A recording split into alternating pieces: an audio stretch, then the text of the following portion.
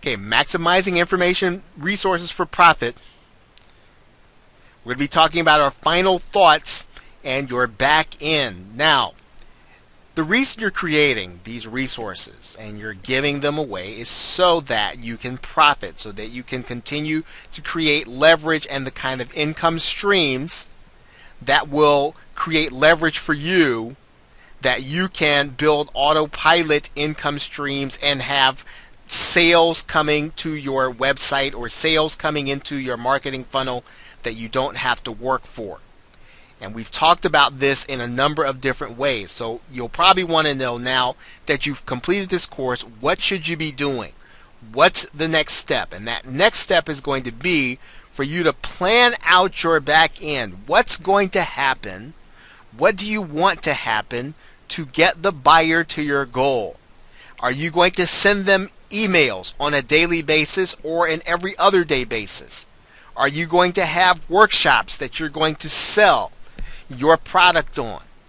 Are you going to do webinars? You'll need to plan this out, because as you plan, you will think of the intermediate steps that are necessary and how much free information you're going to need to do. This is important because if you just do it as you're going, you won't have a clear sense of what each resource does to bring your buyer to want to buy.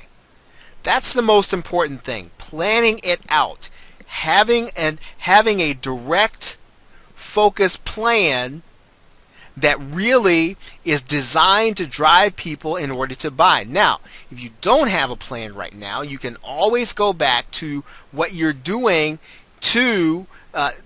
and we talked about this earlier, to track what's happening. Okay, so you'll need to make sure that you're tracking, and if you look at your tracking, that will help you to determine what kind of plan to make. Now, of course, in any case, if you're going to create income streams that are automatic, you're going to need to develop some kind of system that allows you to follow up. And if you're following up, you want to make sure that your follow-up doesn't always depend on you. Sometimes it should be an automated email. Other times it should be a recorded message. It really doesn't matter how you follow up. If you're following up individually, okay, this is important. You'll need to determine that, because that will determine how you bring people into your marketing funnel. Follow-up is very important to bringing someone to the point where they're ready to buy. Once you have a subscriber list, and once you've already put your resource in the hands of your people, you want to start talking about polling them and surveying them to find out what it is that they really want to know.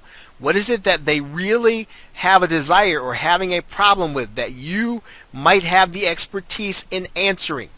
And you can do that by polling and surveying the people that actually get your free information. Of course, you'll want to make sure that they are opting in, either by email, that they've chosen to become a member of your fan page.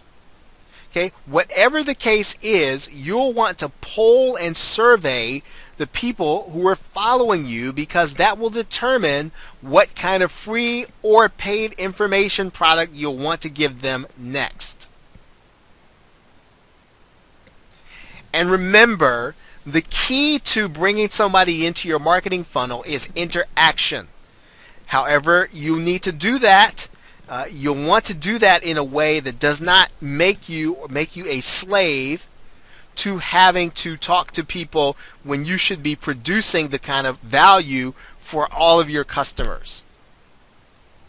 Okay, so remember, we are maximizing our resources again to bring buyers to our location or to our site with a desire to actually buy.